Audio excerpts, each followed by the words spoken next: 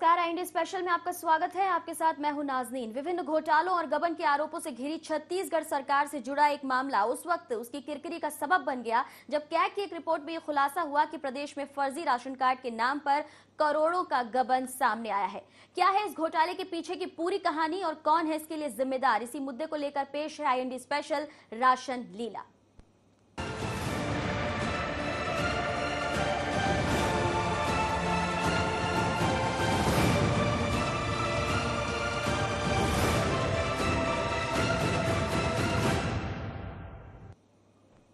जी हाँ, छत्तीसगढ़ में मुख्यमंत्री खाद्यान्न सुरक्षा योजना में एक बड़ी चूक सामने आई है। कैग की रिपोर्ट के अनुसार इस दौरान योजना के तहत न सिर्फ करीब 7.25 लाख फर्जी राशन कार्ड बनाए गए बल्कि उनके आधार पर खाद्यान्न वितरण भी किया गया। मामले में गौर करने वाली बात यह है कि फर्जी राशन कार्ड का ये खेल सितंबर 2013 से लेकर मई 2015 तक चला और किसी ने भी इसकी मॉनिटरिंग करने की जहमत नहीं उठाई। इस पूरे मामले में कैग के खुलासे के बाद सरकार की भूमिका अब सवालों में दिख रही है।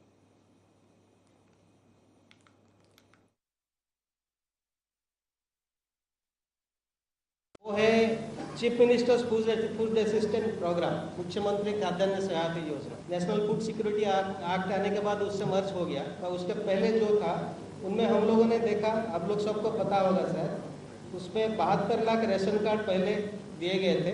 उनमें 7.3 लाख 7.3 लाख राशन कार्ड फर्जी पाए गए। लेकिन वही फर्जी राशन कार्ड में भी लोगों को चावल दे दी गई, काफ़ी सारे चावल 1.5 साल तक दे दी गई। बहुत कम, अराउंड 56 फेयर प्राइस सबको जाके थोड़ा फिजिकल इंस्पेक्शन किया था कि क्या चल रहा है। उनमें से हमको डुप्लीकेट राशन कार्ड मिले, जो आदमी मर गया उसके नाम पे भी राशन कार्ड है, ऐसे मिले जो खाना चावल ले रहे हैं उनके सिग्नेचर नहीं है रजिस्टर में, कितना चावल जा रहा है टू द फेयर प्राइस, सब वहाँ जो सत्यापन होना है वो सत्यापन भी नहीं हो रहा है। तो ये सब चीज़ें डिटेल में हम लोगों ने वहाँ रखा है। वो तो यहाँ पर फर्जी राशन कार्ड का खुला खेल 1.5 साल तक चलता रहा, लेकिन किसी भी अधिकारी ने इस तरफ ना ही देखने की जरूरत समझी और ना ही यहाँ पर इतनी बड़ी चूक होती रही किसी का ध्यान गया। यहाँ पर आईएनडी 24 के सवाल हैं कि किस तरह से इस पूरी योजना की मॉनिटरिंग करने की जिम्मेदारी जब सरकार की थी तो आखिर क्यों नहीं की गई? कहीं जिम्मेदारों के संरक्षण में ही तो इस गबन को अंजाम नहीं दिया गया? क्या ये फर्जी राशन कार्ड चुनावी फायदे के लिए बनवाए गए थे? इसके साथ ही आखिर कौन है इतनी बड़ी चूक के लिए जिम्मेदार? तो यहां पर ये सारे सवाल उठते हैं कि आखिर फर्जी राशन कार्ड कैसे बन गए। तो ये सारे सवाल आईएनडी 24 पूछना चाहता है कि आखिर कैसे 1.5 साल तक फर्जी राशन कार्ड का ये खुला खेल चलता रहा और इसके साथ ही जो खाद्यान्न गरीबों को उपलब्ध हो जाना चाहिए था वो किसी और के खाते में वो पैसे जमा होते रहे और गरीबों को इसका लाभ नहीं पहुंचा। अधिक जानकारी के साथ हमारे संवाददाता किरण शर्मा जुड़ गए। किरण, आपसे जानना चाहेंगे, लगातार यहाँ पर सरकार सवालों के घेरे में अलग अलग मामलों में घिरती नजर आ रही है और ऐसे में जब कैग की रिपोर्ट अब उजागर हुई है, खाद्यान्न के मामले में यहाँ पर एक बड़ी गड़बड़ी दिखाई दे रही है। जी नाज़रीन, फर्जी राशन कार्ड के मामले में बहुत पहले से विपक्ष हल्ला मचाता रहा है। विधानसभा में भी इस पर प्रश्न उठाए गए हैं और इस मामले को गंभीरता से लिया नहीं गया। लेकिन जब सीएजी की रिपोर्ट सामने आई है तो उसमें सारा दूध का दूध और पानी का पानी साफ हो गया है।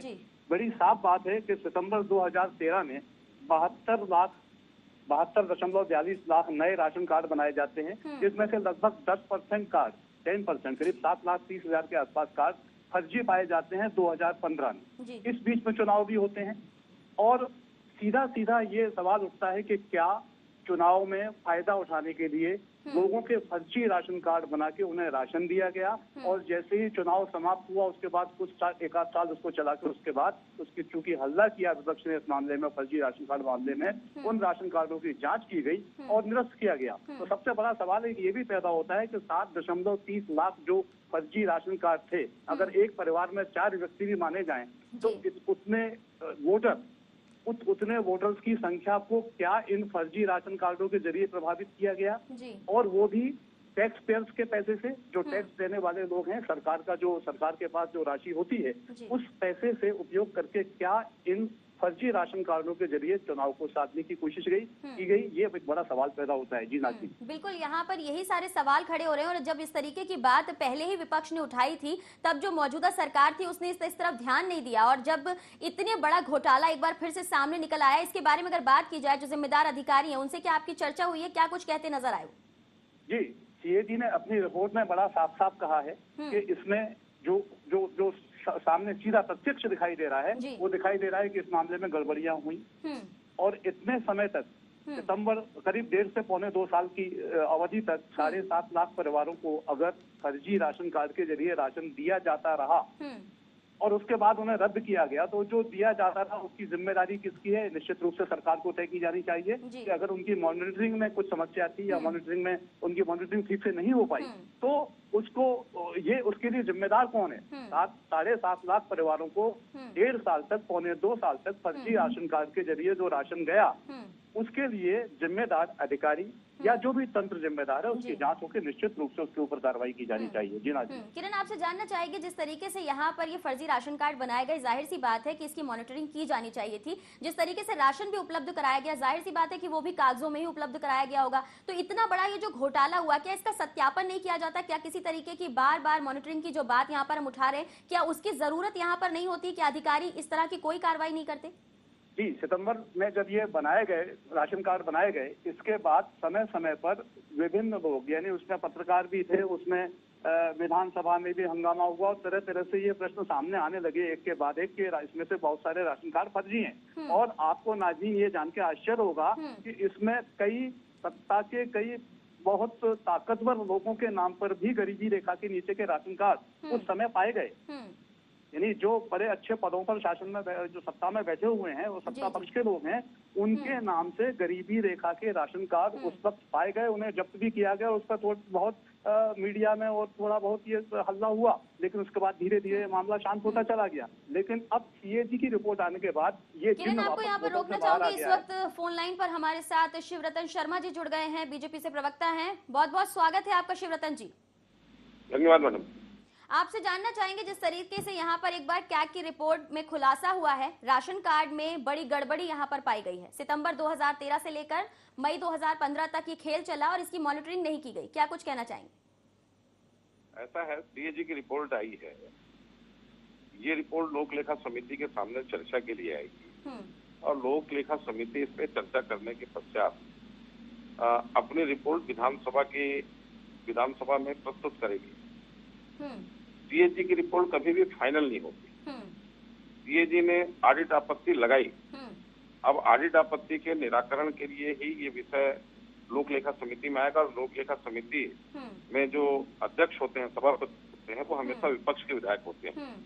छत्तीसगढ़ विधानसभा की लोक लेखा समिति के अध्यक्ष आदरणीय धनेन्द्र साहू जी, उस समिति में जो महालेखाकार है वो स्वयं भी बैठते हैं और संबंधित विभाग के सचिव को और अधिकारियों को बुलाया जाता है। ऑडिट आपत्ति के पहले उनके सामने रखे जाते हैं और उसपे उनसे जवाब मांगा जाता है। चलिए, ये तो जांच की बात हो गई शिवरतन जी, ये तो जांच की बात हो गई। आप कह रहे हैं कैग की रिपोर्ट आखिरी रिपोर्ट नहीं मानी जाएगी। इससे पहले जब यूनिवर्सिटी के मामले में भी कैग की रिपोर्ट आई थी, तब भी इसी तरह की बात आई थी कि ये रिपोर्ट आखिरी नहीं है, इस पर जांच की जाएगी, उसके बाद ही कुछ हल निकाला जाएगा कि मामले में गड़बड़ी है या नहीं। लेकिन आखिर हम आपसे ये जानना चाहते हैं कि बार बार अलग अलग तरह के घोटाले जो उजागर हो रहे हैं, उनके बारे में आप क्या कहना चाहेंगे? कुछ ना कुछ तो इसकी वजह रही होगी। बात सुन लीजिए, कैग ने कोई रिपोर्ट दी, वो पूरी तरह से घोटाला हो गया, ये कहना पूरी तरह से अनुचित होगा। चलिए ठीक है, कह देते हैं पूरी तरीके से घोटाला नहीं है, लेकिन कोई गड़बड़ी तो होगी, तब ये रिपोर्ट में खुलासा हुआ। अगर गड़बड़ी है तो दोषी के खिलाफ सरकार कार्रवाई करे।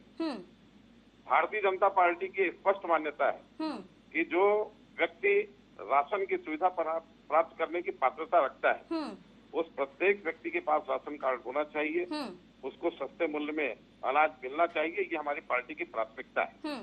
और मान लो इस आवंटन में किसी प्रकार की अनियमितता हुई है तो जांच भी जो की है भारत सरकार ने की है। जांच के आधार पर शिवरतन जी, 2013 से सितंबर 2013 से 2015 मई तक 1.5 साल हो गया, ये सब कुछ चलता रहा। विपक्ष ने इस बीच इस मामले को कई बार उठाया, तब भी इस मामले पर कोई ध्यान नहीं दिया गया। अगर उस वक्त ध्यान दिया जाता शिवरतन जी, तो शायद ये मामला इतना लंबा नहीं चलता और जो लोग जरूरतमंद हैं उन तक अनाज पहुंच सकता था। एक मिनट मेरी बात सुन लीजिए। आपने बिल्कुल रखा है, छत्तीसगढ़ का विपक्ष राशन कार्ड की अनियमितताओं को मामले को उठाते रहा। एक तरफ वो राशन कार्ड की अनियमितताओं के मामले को उठाता है, दूसरी तरफ राशन कार्ड कटने की संख्या को उठाता है।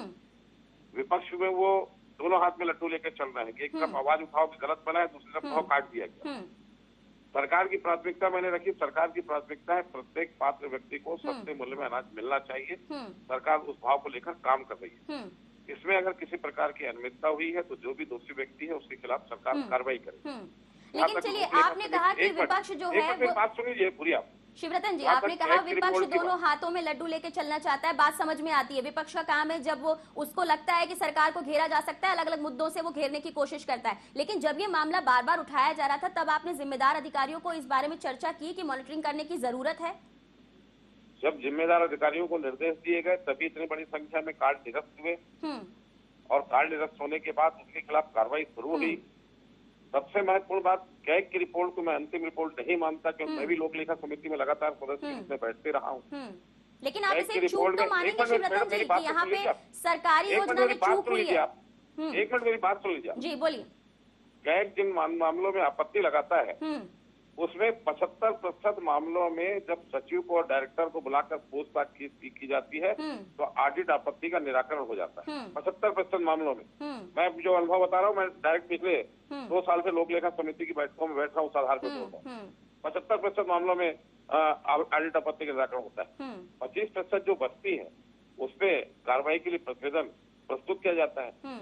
बिल्कुल शिवरतन जी, 75% मामले निपट जाते हैं, सुलझ जाते हैं, क्योंकि यहाँ पर अगर बात की जाए अधिकारी कर्मचारी सब यहाँ पर जिस तरीके से सरकार की जो रूपरेखा चल रही है, जिस तरीके से मामले उजागर हो रहे हैं, बार बार यही बात हर मामले में कही जाती है कि 75% मामले निपट जाते हैं। बहुत बहुत शुक्रिया तमाम बातचीत के लिए। तो यहाँ पर खुला खेल चलता रहा 1.5 साल तक, लेकिन किसी ने भी जहमत नहीं उठाई कि मॉनिटरिंग करवाई जाए और अधिकारियों को दिशा निर्देश दिए जाए। लगातार इस पर चर्चा जारी रखेंगे। रुक रहे हैं छोटे से ब्रेक के लिए।